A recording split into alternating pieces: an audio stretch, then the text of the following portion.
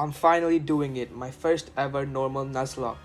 I was struggling to decide which game to choose from but decided on Pokemon Black 2 as I wanted to play through Unova again. Gen 5 is generally considered to be the hardest main series Pokemon game of the franchise, but I decided it was worth the challenge. Time to explain the rules.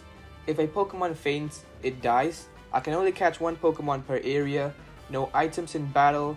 I must set the battle mode to set style, no overleveling beyond the next gym leader, play on challenge mode, which if you didn't know, in the Gen 5 games there is an option to choose challenge mode, which basically gives the important trainers an extra Pokemon and gives all the trainers higher level Pokemon to increase the challenge.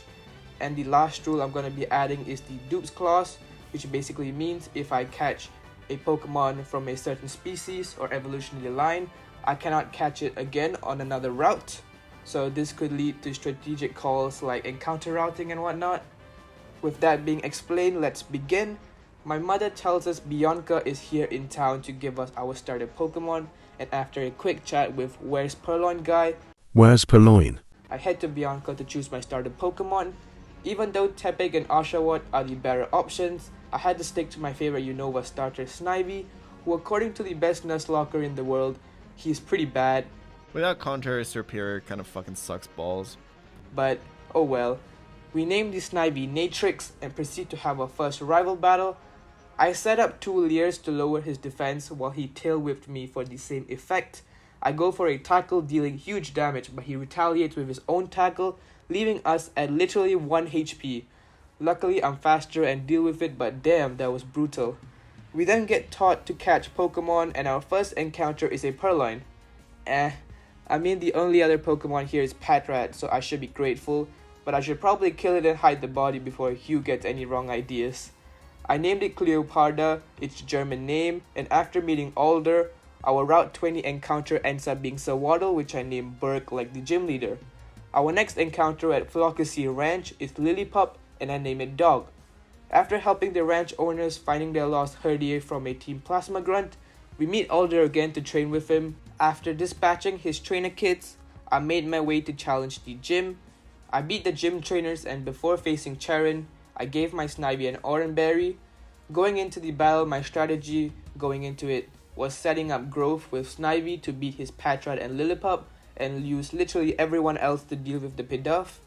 I do end up defeating the Patrat with Snivy, but not before taking some huge damage via workup boosted tackles. I stay in against Lillipup but take serious damage. Worrying for a crit, I switch to Purloin, who lands 2 sand attacks but goes down anyway. You shall be missed, Purloin, not really. My own Lillipup comes in to dodge an attack and finishes the job, gaining our first gym badge. You might have noticed Switch Battle Style was still on. That was simply because I forgot and just pressed B when prompted for a switch, so yeah, you don't have to worry about that. With our first gym badge acquired, we set our sights on the Burbank City gym. Bianca stops us mid-journey and tells us about a dex upgrade so it's easier for us to catch certain Pokemon as we know about their habitats. It's almost like she wants to warn us to catch more Pokemon as if half her team is gonna die. Nevertheless, before making it to Burbank City, we face nursery trainer Kimia. She has a Dunsparce which at this point of the game is incredibly strong, housing a base stat total of 415. In order to counter this, I set up Growth with Snivy, but this thing starts to stack up Rollout, a move which increases in damage every consecutive turn used.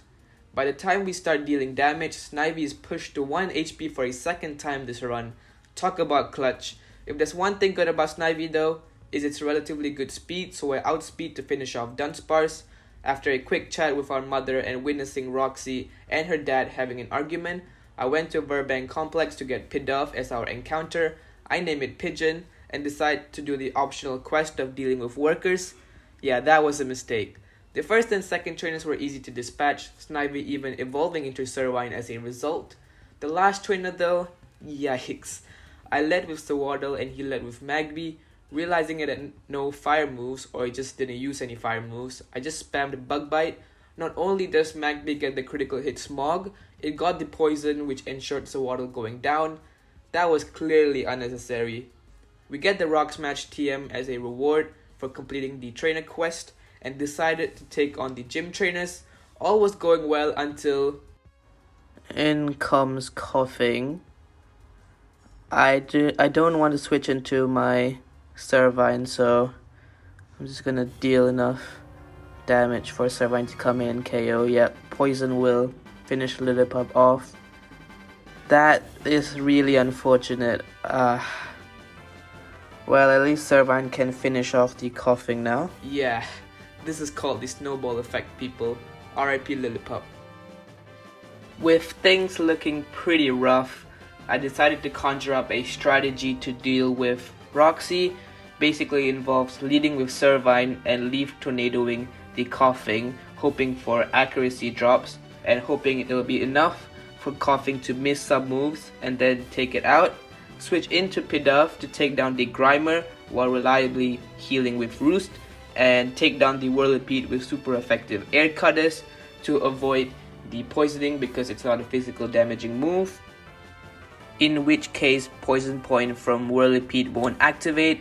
If we do get poison along the way, we equip Pidove with a P.E.K.K.A Berry to deal with that. And as a side strategy, we just have to pray to the RNG gods. So let's see how this goes.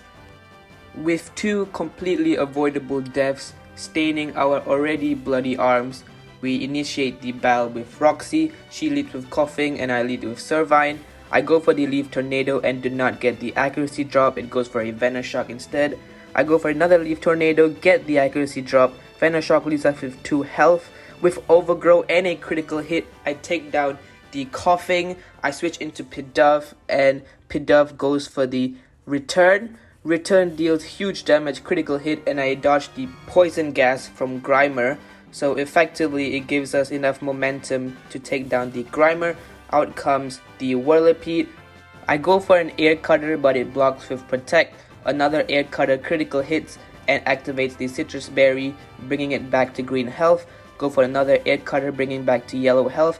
On 2 HP, Pigeon lives, and for another critical hit Air Cutter, Whirlipede goes down. I don't know if Air Cutter has boosted critical hit odds, but oh my god, that came in clutch. And we successfully defeat Roxy with 0 deaths despite all the odds against us.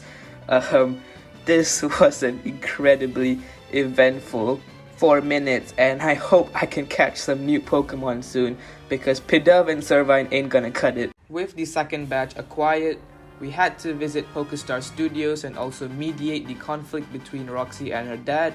The dad wanted to become an actor, but Roxy wanted him to not upset the people by not fulfilling his duties as a boat captain guy. After watching his horrendous movie, like literally the audience slept through the movie and then left, I don't think becoming an actor is a good fit for him. Anyway, we got the Sailor Man to return to his job, but before heading to Castelia City, we had to deal with Team Plasma. We got through the first grunt, Pidove barely surviving. We chased them to Route 20, beat them again, and then proceed to Castelia. While there, we meet Iris in front of the gym and head to find Berg, who went to chase Team Plasma. We partner with Hugh as our Castelia sewer encounter is either a Rattata or Grimer. I wanted the Rattata because Super Fang Guts Eradicate could be super useful, but Hugh killed it. I hate this stupid guy. We caught the Grimer though, naming it Wasteman, and we faced Team Plasma Grunts again. After battling and dispatching them, Berg returned to his gym and there was a slight cameo appearance from Colress. Our Relic Passage encounter was a Drillbur, which I was hyped about and I named it Drilla. Before heading to the gym though, we grind out our team and as a result, Pidove evolved into a Tranquil. Our strategy is way less dependent on RNG and more dependent on assigning different Pokemon to deal with different Pokemon. Drillbur's Metal Claw to deal with Dwebble, Tranquil to deal with the Shelmet and Carablast, and if Tranquil is healthy enough, he can deal with the Leavanny, or if he's not, I switch into Grimer for super effective Sludge Bomb damage. The Berg battle ends up being less straightforward than I intended it to be. He leads with a Dwebble while I lead with my Drillbur. I go for a Metal Claw getting the attack boost while he heals with a Citrus Berry. With the attack boost though, Metal Claw deals with the Dwebble. He switches in Leavanny, which I thought wouldn't happen because ace Pokemon usually are sent out last. I switch in to my Tranquil to tank the Razor Leaf. I go for an Air Cutter dealing just over half damage. It heals with a Citrus Berry, Before I go for another air cutter, I get put to sleep with Grass Whistle. Fearing I won't wake up in time, I switch into my Grimer to tank another aerial ace. It moves first and goes for a Grass Fill, but I avoid the attack. Sludge Bomb does barely not enough to KO and he Hyper Potions back up. I go for Sludge Bomb again and this time finally get put to sleep. I keep on spamming Sludge Bomb until I wake up, and luckily I do wake up first turn and I take out the Leavanny with 2 more Sludge Bombs. Grimer has taken way too much damage though, and I have to switch it out next turn. He sends in a Carablast and I debate on whether sending out our Tranquil is a good idea, but I end up switching out into our Drillbur. Headbutt from the Carablast does way too much damage, and fearing that another Headbutt might knock out my Drillbur killing it, I switch into my Servine to tank its upcoming Headbutt. I go for the return and it ends up being a 2-hit KO. I tank a Aerial Ace and go for another return to take down the Carablast. Out come his last Pokemon, Shelmet. With Shelmet being out, I switch into my Tranquil because Shelmet doesn't have any particular move that does huge damage into Tranquil. So I hope that Pigeon can wake up early and take it out. It goes for a first curse while I sleep through it. It goes for a second curse. And it goes for a third curse actually, but I wake up and go for an air cutter. Since I'm faster, another air cutter finishes off the Shelmet, and with that I defeat Berg and get our third gym badge. So yeah, I met Colress at Central Park and we accepted his challenge for a battle at Route 4. Before battling him, we got our Route 4 encounter Sandile. I named it Croc like the brand, but I must say I failed to notice it was a female Sandile. Doesn't matter though, the name still works. We battle Colress and his team has a severe ground weakness. While Magnemite did live with its sturdy ability, nothing Drillbur could not handle as we dispatched his 2 Pokemon, and just like that, Colress was defeated. We trek our way into the desert resort where my encounter was a Darumaka. I named it Gorilla. We still have one more encounter, that being the Relic Castle one. And so I caught a Yamask there and had a very sick idea. Deal enough damage for Servine to come in, KO. Yep, Poison will finish Lillipup off. You guys, as the viewer, may think it's dark, but on the bright side, Dog is back. We head to Nimbasa City where we replace Sandile with Yamask. With that change, we do the double battle with Rosa against Emmet and Ingo. After beating them, I made my way to the Ferris wheel, using my W wrist to get this random lady to go on a date. After optimally playing that date, I do the roller coaster thingy and get Elisa to get back to her gym. The gym trainers weren't a threat, so off to Elisa. Before the battle, I got my team to the level cap, and as a result, Drillbur evolved into a very useful Excadrill. Tranquil also evolved into an Unfezant, but similar to its namesake, I'm extremely unfazed by it. If you're wondering about strategy, it's just Excadrill. Excadrill just does really well against Elisa. She leads with her Emolga, while I lead with my Excadrill, of course. It aerial aces first, but I go for a Rock Slide, taking out the Emolga. Switches out into Zebstrika, hits us with a super effective Flame Charge, but doesn't do that much as I go for a Dig. It misses its next Stomp, and Dig finishes off the Zebstrika. She switches into her Joltik, and Joltik, obviously, I go for a Rock Slide for super effective damage. Joltik goes down. Her last Pokemon is a Flaffy. Flaffy is generally slow, so Excadrill goes first for the Dig. It misses its attack, and Dig goes for a 1-hit KO, critical hit as well, and Flaffy goes down. Excadrill basically sweeping Elisa. After raising up Elisa as well, we head north to deal with Team Plasma together with Hugh. After that ordeal, with Bianca we get our Hidden Grotto encounter, Hidden Ability Minccino. I named it Skill Issue as a nod to its Hidden Ability Skill Link, and then I proceeded to get Gothita as our Route 5 encounter, naming it Goth. We get introduced to the rotation battles by this biker guy. Does anyone actually remember rotation battles? I haven't heard about it since Gen 5. After crossing the Driftvale drawbridge, we deal with an altercation between Ex-Plasma Grunt and Real Plasma Grunt.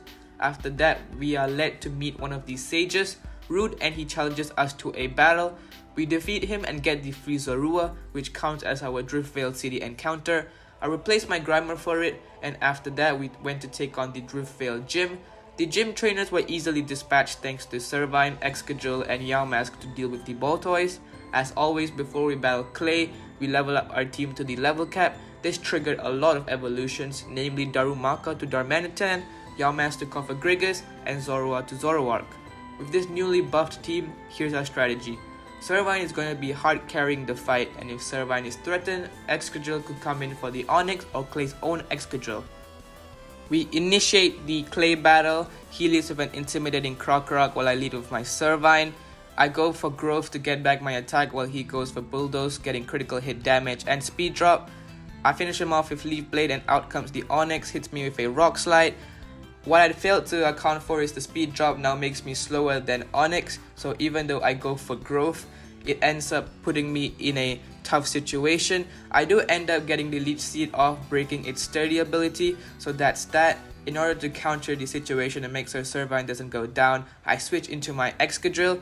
Excadrill is really good for tanking incoming explosions as well. I go for a Hone Claw, raising our attack, and just like I predicted, Onix went for an explosion, which Excadrill tanked very easily. Now with +2 Excadrill, he sweeps the Sandslash and the Excadrill, getting our 5th gym badge. Pretty easy stuff.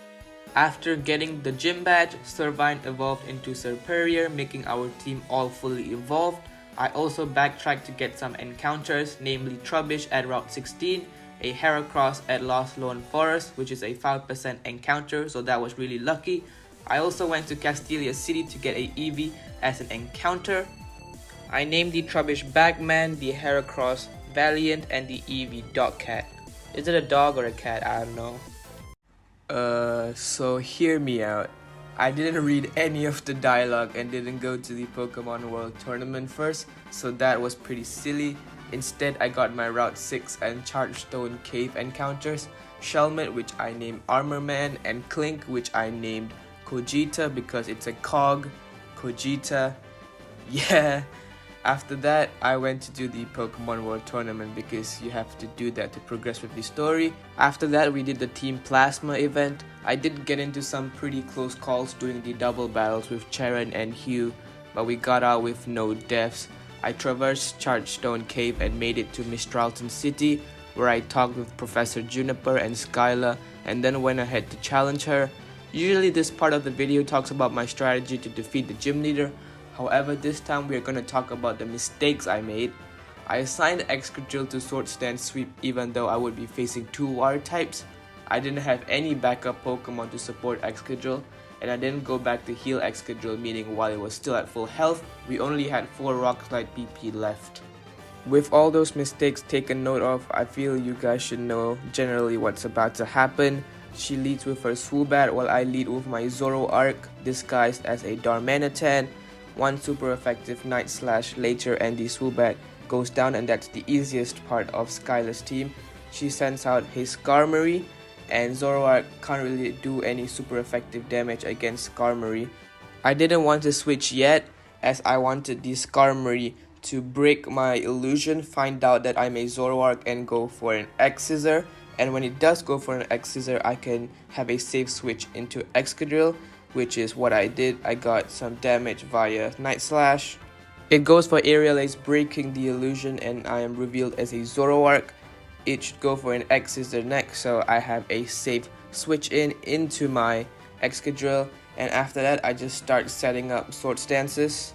The boosted Rock Slide takes down the Skarmory, and at this point I have 0 Rock Slide PP left, so I am forced to go for a Metal Claw. It goes for a Waterfall, taking down our Excadrill.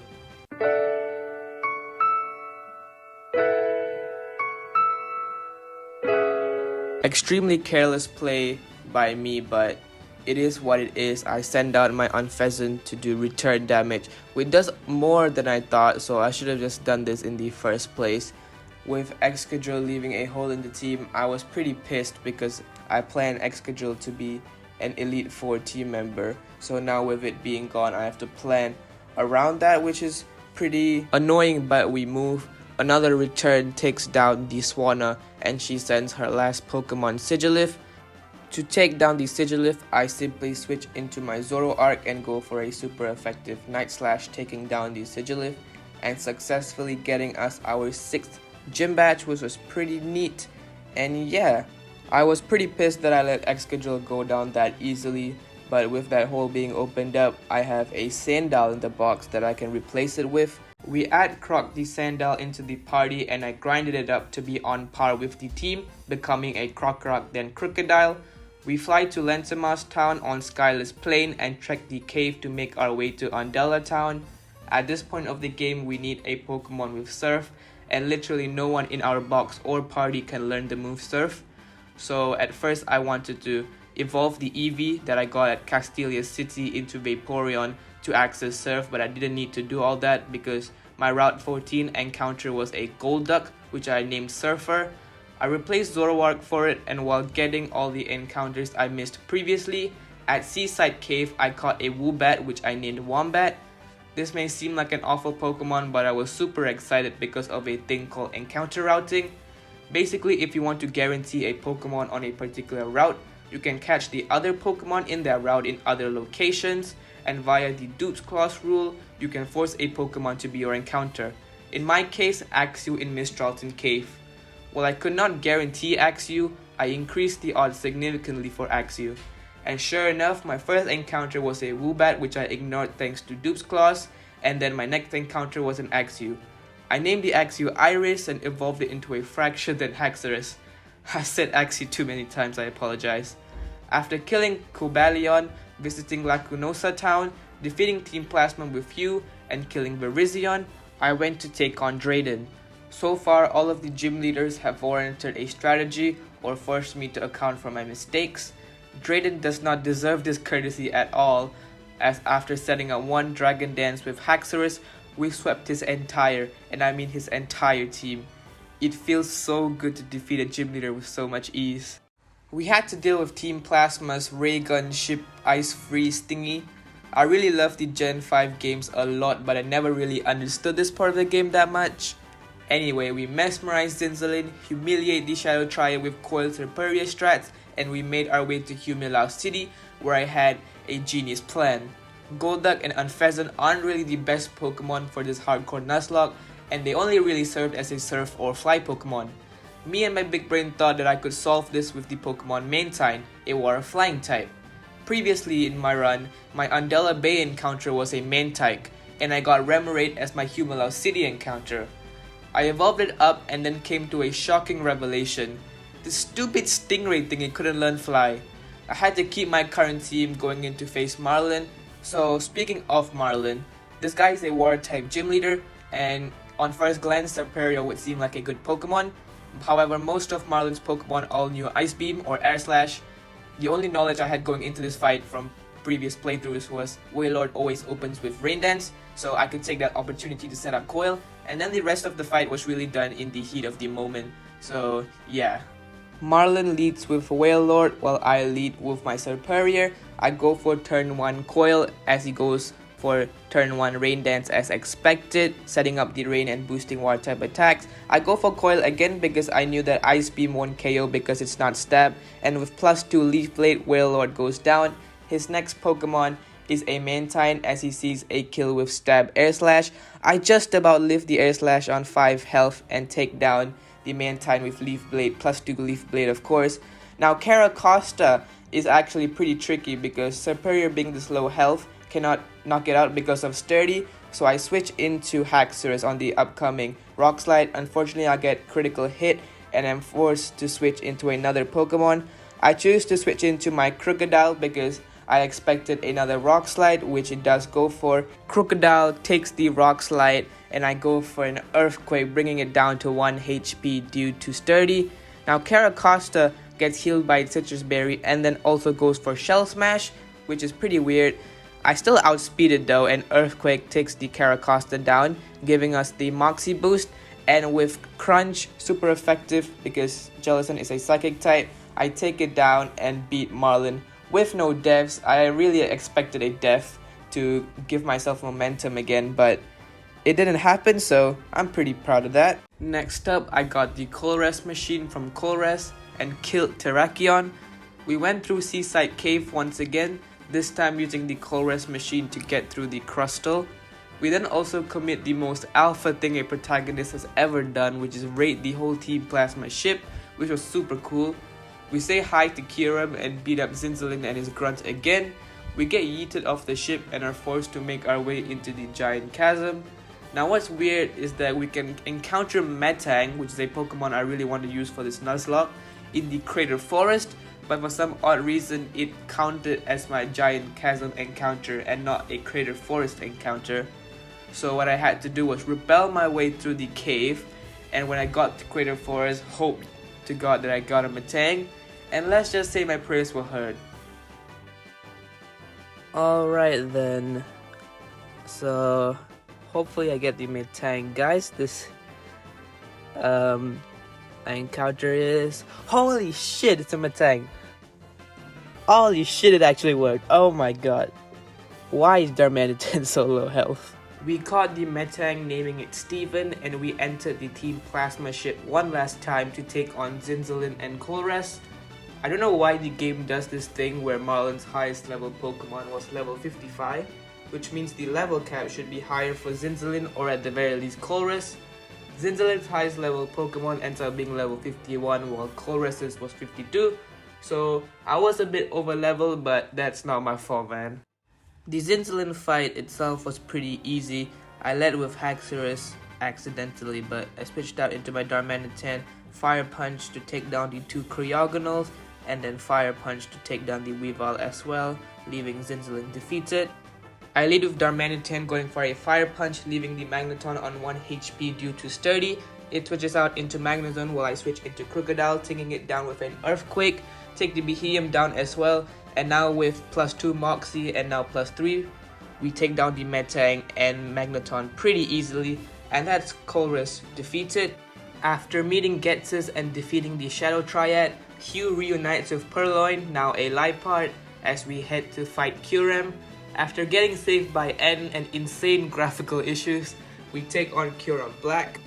After all the cutscenes, I take on Kyurem Black. I go for my final Earthquake PP, dealing just about less than half damage. I switch into my Darmanitan and dodge the Freeze Shock. I go for Fire Punch, getting it to red health while it paralyzes me via Dragon Breath. One more Dragon Breath does not kill as I take down the Kyurem Black with another Fire Punch. Next up is the Ghetsis battle. He leads with his Cofagrigus while I lead with my Crocodile. I go for a Crunch, taking down the Cofagrigus. Due to its Mummy ability, I lose my Moxie, so I don't get the attack boost. I switch into Serperior to Leaf Blade the Seismitoad, and then Electros comes out. Since I resist electric attacks anyway, I stay in, but it does have Flamethrower, so I'm forced to switch into my Dragon type to resist the Fire type attacks. I go for one Dragon Dance, raising my attack and speed, and Dragon Claw to take down the Electros. Next up is Hydreigon, and of course I take it down because of the Dragon Dance boost. Drapion also goes down, and D-Dance Dragon Claw Haxorus is insanely OP, and it goes for Sucker Punch, but I live, and Dragon Claw does take down the Toxicroak, leaving Ghetsis defeated as we take down Team Plasma. With Team Plasma gone, we focus up for the Pokemon League.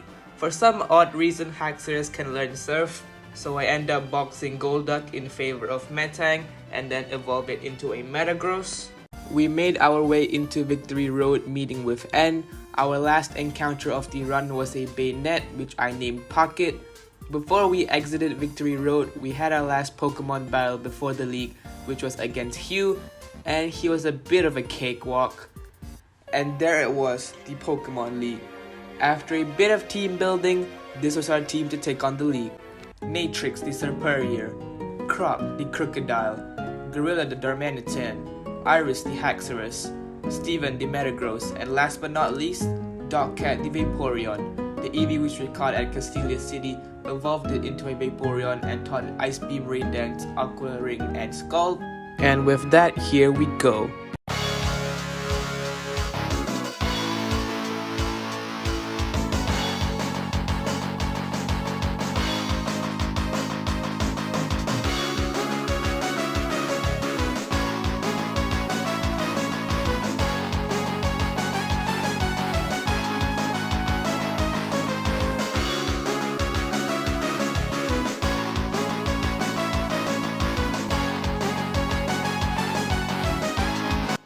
the last Elite Four member. We had Deathless Chantal, Deathless Grimsley, and Deathless whatever Musharna lady's name is. And we're taking on Marshall. We have Throw, taken down. We have Conkeldor, taken down. We have Lucario, who aura spheres our Metagross, almost taking us out, leaving us at 24 health. As we finish off the Lucario, out comes the Mian Shao, and it goes for the high jump kick, which finishes off our Metagross. So RIPs in chat for Steven the Metagross. We bring out our Haxorus and go for the Dragon Claw. Mian Shao goes for a U-turn and bringing out his last Pokemon, Sock. Insert joke here. As we Dragon Claw to take the Sock down. His last Pokemon is a Mian Shao. It lands its high jump kick though, and Haxorus goes down. Preventable death, but we move. We bring on Darmanitan, outspeed, and finish off the Mian Shao, defeating the last Elite Four member. RIP to Haxorus. And here we are in the Champions Room against the Unova League champion Iris. She leads with her Hydreigon while I lead with my Darmanitan. I click Superpower and take down the Hydreigon with one hit. My attack and defense does go down, so against their next Pokemon, which is an Aggron, my Hammerom doesn't kill, so it goes for a Head Smash and it also gets the KO, I believe. It goes for the Head Smash and then knocks us out. It doesn't matter though, we bring out our Serperior and go for the Leaf Blade. Leaf Blade barely doesn't kill as it increases its speed. I don't know why, but it increases its speed. It goes for the Full Restore. I Leech Seed, predicting the Full Restore, so draining it of its health. And I go for the Coil because next Pokemon that comes out should be a Lapras or the Haxorus, and dealing with that in lesser hits would be ideal. So I Coil up because this Aggron can't really do anything to me. It goes for the Head Smash, but due to the +2 defense boost, I go for the Leaf Blade, taking down the Aggron. Out comes Lapras as predicted, and since Serperior is faster, Lapras goes down in one hit. Now this Haxorus is pretty dangerous. This thing has the Focus Sash, so it will definitely at least get one hit off. As it goes for the first Outrage, taking down our Serperior, I switch out into my Crocodile, and this is not an Intimidate Crocodile, so this is literally Outrage damage. We live in 39 health and we go for our own Outrage, killing the Haxorus and getting our own Moxie boost. Since we are faster, we outspeed the Druddigon and take down the Druddigon. Her last Pokemon is the Archeops, and Archeops outspeeds us and goes for the Dragon Claw, leaving only Dogcat the Vaporeon alive. This is the first time I'm using her or him in this battle. It goes for the Stone Edge, doing more than half damage. I go for the Scald, Splash Plate boosted, and we take down the Archeops and defeat the Unova League, defeat champion Iris with only one Pokemon left. We end the journey with 9 deaths, which is kinda a lot, knowing that I could have played around most of them, but it was an enjoyable experience nonetheless. It was pretty difficult for my first hardcore Nuzlocke, and apparently the Black 2 White 2 are pretty hard Pokemon games in general, so I'm glad that I finished it on my first try. And yeah, that's how I completed my first Pokemon hardcore Nuzlocke.